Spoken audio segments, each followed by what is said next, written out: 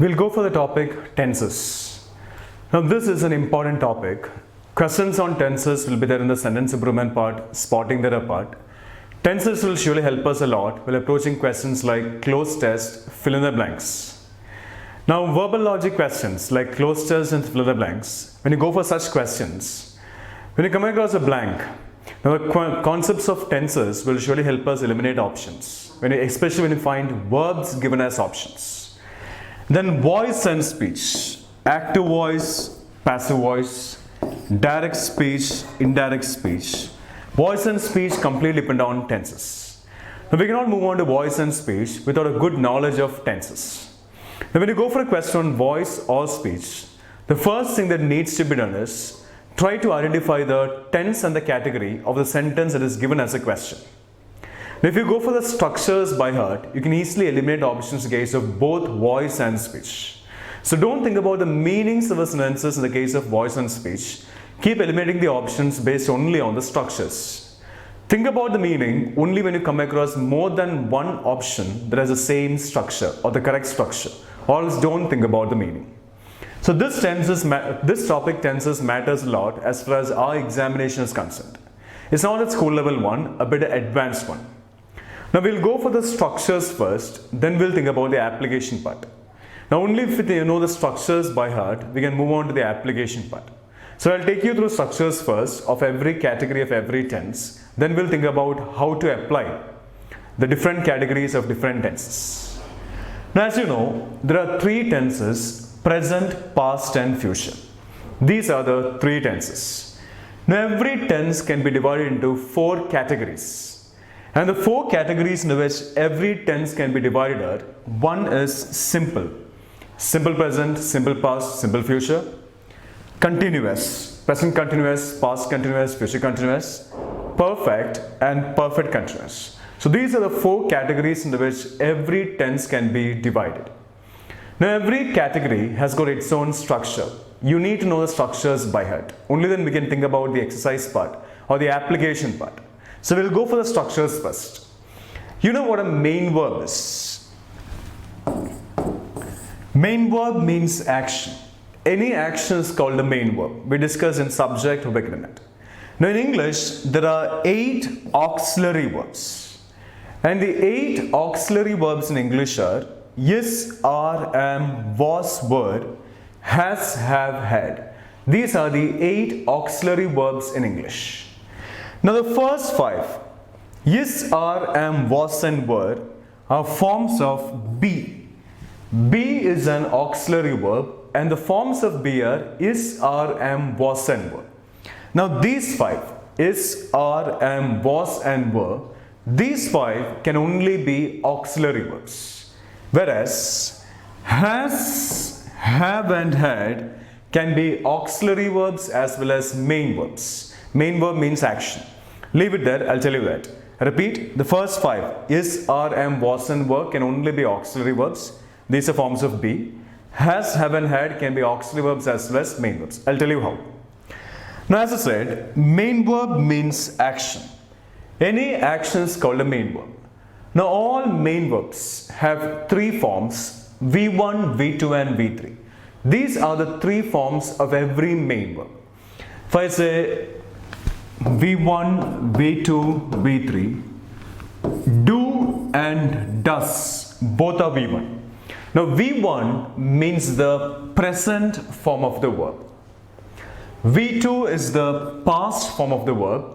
And V3 is the past participle form of the verb. So V1 is present, V2 is past, V3 is past participle. Do and does both are V1 because do and does appear in the present tense. The only difference is do is plural, does is singular. The V2 of do is did, the V3 is done. It is do, did, done. Go and goes both are V1. Go is plural, goes is singular because of the es. Went is V2, gone is V3. It's go, went, gone. Sing is V1, sang is V2, sung is V3. Sing, sang, sung. Play and place both are V1. Play is plural, place is singular because of the s. V2 is played.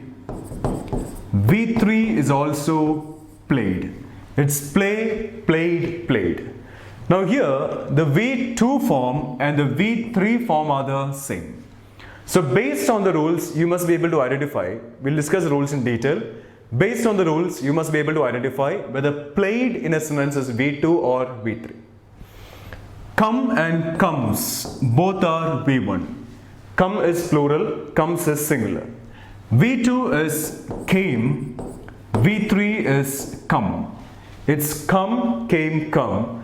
Now here, the V1 form and the V3 form are the same.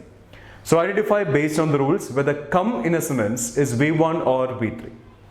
Run, ran, run. Here also the V1 form and the V3 form are the same. Put, put. The V1 form, the V2 form and the V3 form are the same. Cut, cut. Hurt, H-U-R-T, hurt. There's something like hurted. I should not say I'm hurted. It sounds funny. It's hurt, hurt. Now here also the V1 form, the V2 form and the V3 form are the same. So you must be able to identify based on the rules whether hurt in a sentence is V1, V2 or V3. If I say flow, F-L-O-W, take it as blow, B-L-O-W. Blow is V1, V2 is blew, V3 is blown.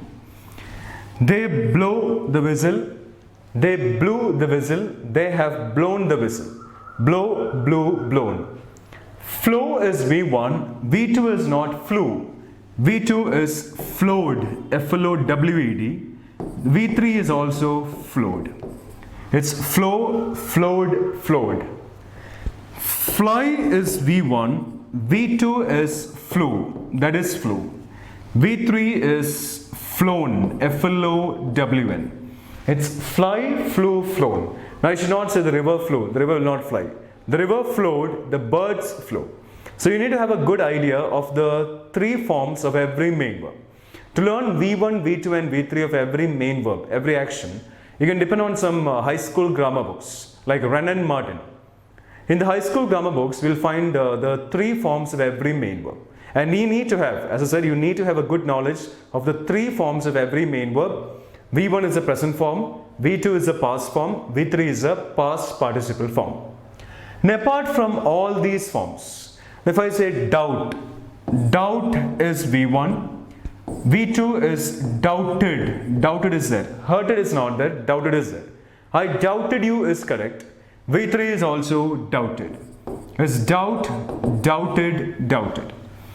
Now as I said, all main verbs have these three forms. And apart from these three forms, we have the ing form. But I should not say that all main verbs have the ing form, because some main verbs don't have the ing form. For example, come to this one. Doubt, the word doubt. If I go for a statement like, doubting is a bad habit. Doubting is a bad habit. The word doubting is there, but the thing is, it cannot be used as a verb. It can be used as a noun. Doubting is a bad habit. I say that in this sentence, doubting is a noun. Now I told you while discussing subject-verb agreement, to find out the noun in a sentence, we need to ask only one question word, that is what. If we are getting the answer to the question what, that becomes a noun in the sentence. The sentence given is, doubting is a bad habit. What is a bad habit? What is a bad habit? The answer is doubting. So we are getting the answer to the question what as doubting, so doubting becomes a noun here. Doubting is doubt plus ing. There's nothing like noun plus ing. It's always verb plus ing. Doubt is a verb. Doubting is doubt plus ing. Doubt is a verb. So verb plus ing acting as a noun. And verb plus ing acting as a noun is called a gerund. I told you in subject-verb agreement, any ing word acting as a noun is called a gerund. So doubting becomes a gerund. To make it in the infinitive form, infinitive is 2 plus V1 plural. To make it infinitive, remove the ing and put to in front of it. To doubt is a bad habit, that becomes an infinitive. So doubting is a bad habit, doubting is a noun, an ing word acting as noun is called a gerund. The infinitive form becomes to doubt is a bad habit. The meaning remains the same, the only thing is expressed in two different forms. One is a gerund form, the other one is a infinitive form. That is the only difference, the meaning remains the same. If I say, I am understanding you. I am understanding you, this statement is grammatically wrong. Understanding word is there. But the thing is that it cannot be used as a verb, it can be used as a noun. I go for a statement like, understanding the concepts is important. Understanding the concepts is important. I say that in this sentence, understanding is a noun. And to find it out, we just need to ask the question what? Understanding the concepts is important. Asking the question word what to this statement, what is important? What is important? The answer is understanding the concepts. So we're getting the answer to the question what as understanding. So understanding becomes a noun here. Understanding is an ing word, and any ing word acting as a noun is called a gerund. So understanding becomes a gerund here. The infinitive form is to understand the concepts is important. That becomes infinitive. The same meaning, the only thing is expressed in two different forms. One is the gerund form, the other one is the infinitive form. The meaning remains the same. Now, understanding the concepts is important or are important? That's my question.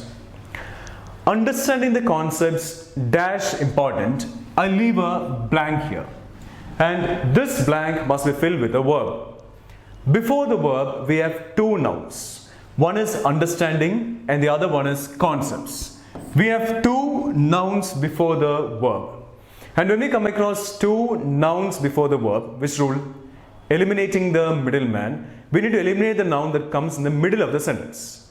The noun that comes in the middle of the sentence is concepts, so this noun gets eliminated. Now we have only one noun left, that is understanding. Understanding is not singular, not plural. Understanding is uncountable. There's nothing like one understanding, two understandings now. Understanding is uncountable. The rule we discussed in subject-verb agreement, uncountable nouns carry a singular verb with them. So understanding the concepts is important.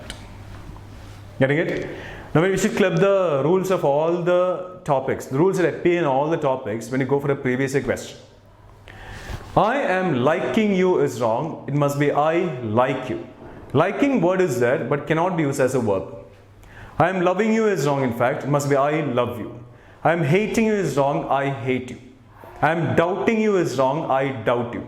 I am understanding you is wrong. I understand you. I am existing here is wrong. It must be I exist here. I am owning a house is wrong. It must be I own a house. So some verbs cannot be used in the ing form.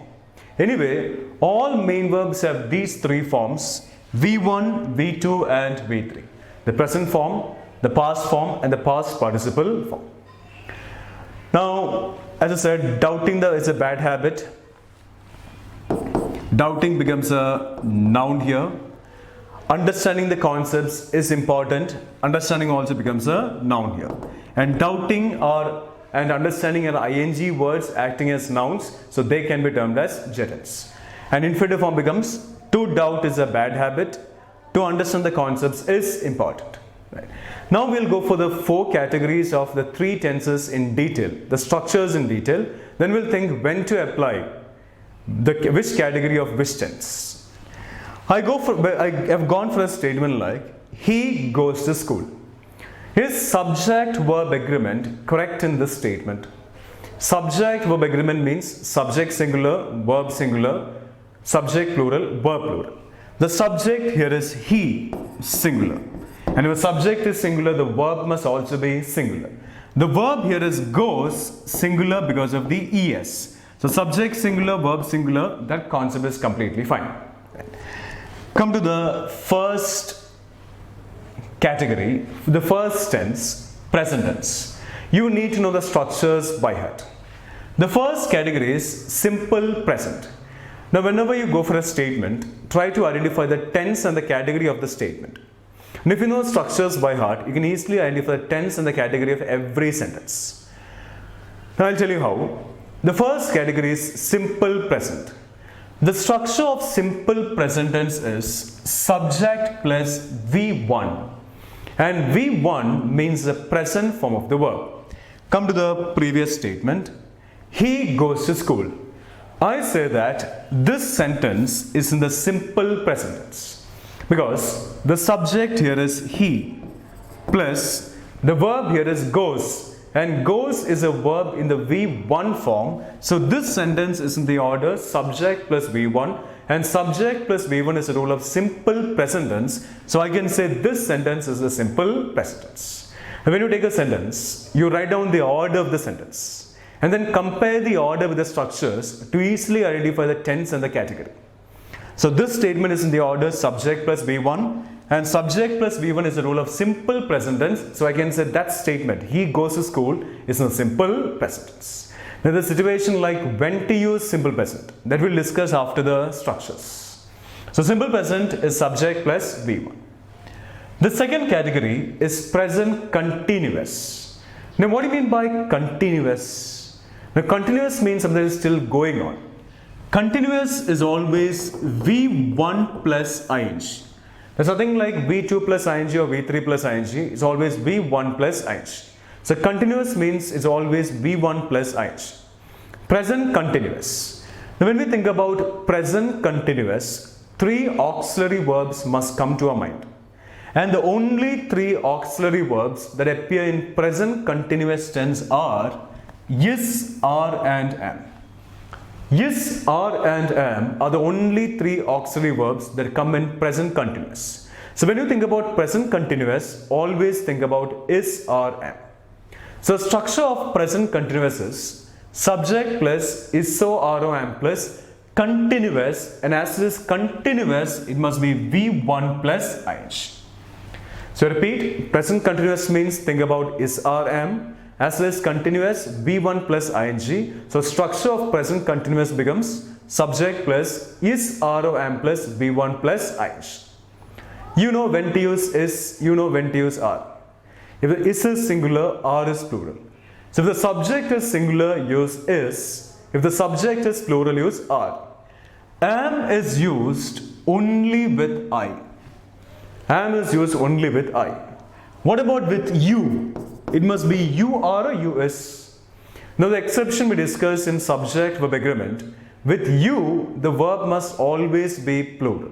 We can never find a singular verb with you. With you, in all the cases, the verb must always be plural. So with you, it cannot be is, it must be you are. So subject singular use is, subject plural use are, am is used only with I, and with you it must be are, plural. So he goes to school in the present continuous tense becomes he is going to school. I am going to school. You are going to school. That is present continuous tense. The situation uses, we'll discuss it after structures. Come to third category, present perfect. Now when you think about present perfect, two words must come to your mind. Present perfect means always think about has and have, right? Present perfect means always think about has and have. Subject plus has and have plus V3. V3 means the past participle form of the verb. Now in the perfect tense, present perfect, past perfect and future perfect. In the perfect tense, V3 must appear. V3 must appear in every perfect tense, present perfect, past perfect and future perfect. So present perfect means think about has and have, and as it is perfect, it must be V3. Getting it? So you should think about, you should be able to recollect the rules, remember the rules based on some concepts like this. So present perfect means always think about has or have, and as it is perfect, it must be V3. So the structure of present perfect is subject plus has or have plus V3. Has is singular, have is plural. So if the subject is singular, use has. If the subject is plural, use have. What about with I and you? I has, so I have. Now with I and you, the verb must be plural. So it must be I have, similarly you have. So subject singular use has, subject plural use have. With I it must be have, with you also it must be have. So subject plus has to have plus V3 is a structure of present perfect. He goes to school. This statement in the present perfect tense becomes, the subject here is he, singular, so we have to go for has. He has plus V3. The verb here is goes. The V3 of goes is gone, so he has gone to school. I have gone to school. You have gone to school. That is present perfect. I'll tell you when to use present perfect. Now the last category in the present tense is present perfect continuous. Now as I told you, perfect means always think about has or have. Continuous means it is V1 plus ing. So in present perfect continuous, has or have must be there, V1 plus ing must be there. In between perfect and continuous, one word comes, that is been. Now B-E-E-N is not pronounced as been, B-E-N is pronounced as bin, like dustbin. Bean is B-E-A-N, like Mr. Bean, beans and all. So perfect means has or have, continuous means V1 plus ing. In between perfect and continuous, it must be been. So the structure of present perfect continuous is subject plus has to have plus been plus V1 plus ing. Subject plus has to have plus been plus V1 plus ing is present perfect continuous. He goes to school. This sentence in the present perfect continuous tense becomes, he, the subject, has been going to school. He has been going to school is present perfect continuous. So with this, the basic structure of present tense is over. Now if you know present tense, then past tense is very easy. Come to the second tense, past tense. Before moving on to the categories in past tense, as we discussed in subject verb agreement, the past tense of is was. The past tense of am is also was. The past tense of are is were. The past tense of has is had. The past tense of have is also had. The past tense of both is and am is was. The past tense of both has and have is had. The past tense of are is were. Now come to the second tense, past tense. The first category, simple past tense. Now the structure of simple present tense is subject plus V1, because V1 is the present form of the verb. So what must be the structure of simple past? Subject plus V2, because V2 is the past form of the verb.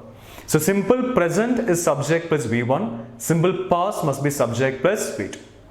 He goes to school. This statement in the simple past tense becomes, the V2 of goes is went. He went to school. Subject plus V2. So he went to school is simple past. We have a situation. There are some situations where we need to go for simple past. We'll discuss those. So simple past is subject plus V2. The second category is past continuous. Now present continuous means you think about which three auxiliary verbs? Yes, are and am. Yes, are and am are the three auxiliary verbs that appear in present continuous tense. So past continuous means you must think about was and were. Because the past tense of both is and am is was, the past tense of are is were. So present continuous means always think about was or were. And as it is continuous, it must always be V1 plus ing. Now as I told you, there's nothing like V2 plus ing or V3 plus ing. ing cannot be added to V2 or V3. ing can be added only to V1. So continuous means it is always V1 plus ing. So present continuous means think about was over, and as it is continuous, it must be V1 plus ing. So the structure of past continuous means think about was over, and as it is continuous, it must be V1 plus ing. So structure of past continuous is subject plus was over plus V1 plus ing. Was is singular, were is plural. So if the subject is singular, use was. If the subject is plural, use were. What about with I? I was, so I were. I told you this in the case of subject of agreement. Were can be used with I only if a sentence is in the subjunctive mode, imaginary state, if case. Only if a sentence is in the imaginary state, subjunctive mode, if case, we can use were with I. Or else in all the other cases, it must be was with I. So I was is correct because there's nothing like imagination here. And with you, the verb must always be plural. So it must be you were and not you was. So subject singular use was, subject plural use were. With I it must be was, and with you it must be were because the verb must always be plural. He goes to school in the past continuous tense becomes he was going to school. I was going to school. You were going to school. This past continuous. The third category is past perfect. Now present perfect means you think about which two words? Has and have. Present perfect means always think about has and have. So past perfect means you think about which word? It's only had. Because the past tense of both has and have is had. So past perfect means think only about had. So structure of past perfect becomes subject plus had plus, I told you, in every perfect tense, V3 must appear. In the present perfect tense, in the past perfect tense, and in the future perfect tense. In every perfect tense, V3 must appear. So past perfect means think about had, and as it is perfect, it must be V3. So he goes to school. In the past perfect tense becomes he had gone to school. The V3 of goes is gone. I had gone to school. You had gone to school. This past perfect. We have situations and uses. We'll discuss this. So subject plus had plus V3 is the structure of past perfect tense. Now come to the last category in the past tense. Past perfect continuous. Now the structure of present perfect continuous is subject plus has or have plus been plus V1 plus ing. So what must be the structure of past perfect continuous? Nothing much to do. Replace has and have with had. That's the only thing we need to do. Because the past tense of both has and have is had. So the structure of past perfect continuous is subject plus had plus been plus V1 plus ing. Replace has and have with had. Subject plus had plus been plus V1 plus ing. He goes to school in the past perfect continuous tense becomes he had been going to school. He had been going to school is past perfect continuous. So with this, the basic structure of past tense is also over.